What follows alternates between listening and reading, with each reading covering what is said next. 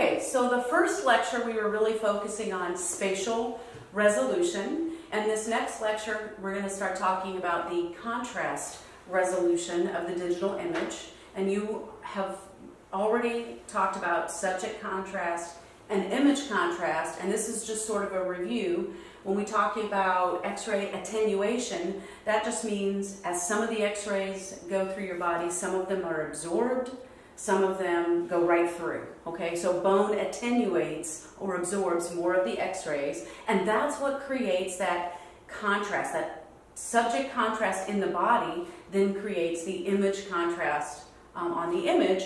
And in our digital system, we call that attenuation coefficient.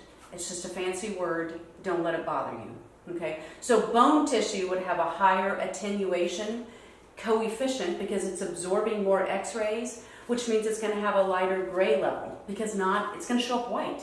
Well, not quite white, but it's going to show up a light gray. Okay, so that's what that means. So I mentioned a voxel earlier, so this is where we're going to start talking about, it's a little bit more important to go into this in a little bit more detail. When you think of a pixel, it's flat. When you think of a voxel, that's the 3D portion of the image, okay? It's a volume element, and that's what gives us that 3D ability, especially in CT. When you want to do a 3D reconstruction, we have a bit depth and a voxel that's very deep, okay? Because now we have more shades of gray, more levels of gray to create the image. Contrast resolution, obviously you can look at this picture over here and see this one has a higher contrast resolution and this has lower contrast resolution. So it's the ability to distinguish between the similar tissue types, okay? What's nice about and the main advantage to digital imaging is that you can manipulate the image after it's taken. It's called post-processing. You've all done it. And that's the main advantage because we do not need to re-expose the patient to get a good image. And what that does, post-processing changes two things. It changes brightness and it changes contrast, okay? Subject contrast, we talked about this already. That's your subject, your royal subject or your patient is the subject contrast. So the chest has high subject contrast. The abdomen has low subject contrast. So that translates to the same on your image, okay? Film, this is an important piece to remember. In film, the difference in contrast and subject contrast had to be at least 10% for you to actually see it on the image. In digital, it can be as low as 1%, so that's much better. And this is the big reason why digital imaging is so fantastic. You can see all of those shades of gray that you couldn't see in film. I'm going to briefly mention this. Procedural algorithms, this is not covered in your book and we'll discuss it later, so don't worry about it, but it's just terms that I know you're somewhat familiar with. Windowing and leveling is what we're going to kind of finish on.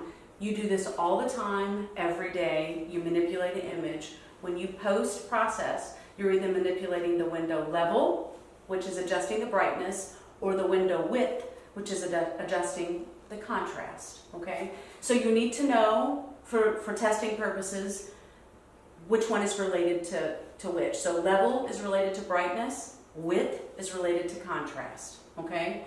So if you increase the window level, that will make your image darker, okay? So that's not exactly what you would think. So if you increase the brightness level, you actually decrease the level number. So that just means that your image gets lighter or brighter, okay? So if you increase the window level though, the number will actually be darker.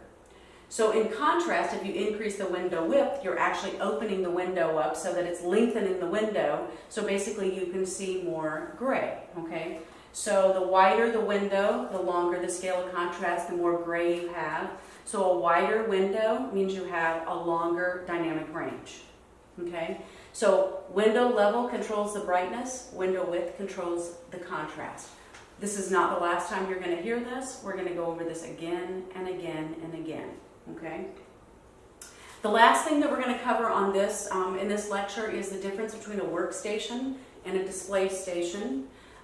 You are using a workstation for the CT and MRI consoles are workstations. Okay, they are a fully equipped computer. You can actually manipulate the image quality. You can permanently save those changes, and the patient information can be added or deleted.